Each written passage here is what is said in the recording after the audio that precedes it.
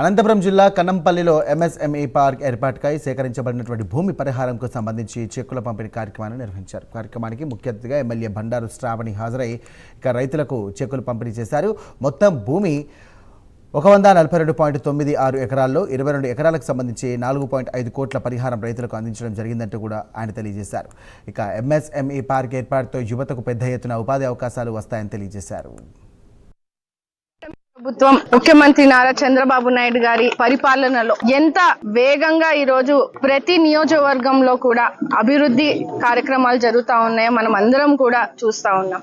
దాదాపు 20 నెలల నుంచి కూడా కూటమి ప్రభుత్వం ఏర్పడిన తర్వాత అటు ఇచ్చినటువంటి హామీలు సంక్షేమ పథకాలే కాకుండా గ్రామ అభివృద్ధికి నిధులు కేటాయించి ఈ రోజు ప్రతి ఒక్కటి కూడా విడతల వారీగా అటు భూమి సమస్యలు కానీ నీటి సమస్య గాని రోడ్ల సమస్య గాని ప్రతి ఒక్కటి కూడా ఈ రోజు పని చేసుకుంటూ వెళ్తున్నాం. అందులో భాగంగా కూడా ఈ రోజు ప్రాంతం అభివృద్ధి చెందాలంటే ఖచ్చితంగా ఇక్కడ ఉన్నటువంటి ప్రాంతంలో ఉపాధి అవకాశాలు పెరిగే విధంగా ఈ రోజు ప్రతి నియోజకవర్గంలో కూడా ఒక ఇండస్ట్రియల్ పార్క్ ఖచ్చితంగా ఉండాలని మన ముఖ్యమంత్రి నారా చంద్రబాబు నాయుడు గారు ఆదేశాలు ఇస్తా ఉన్నారు.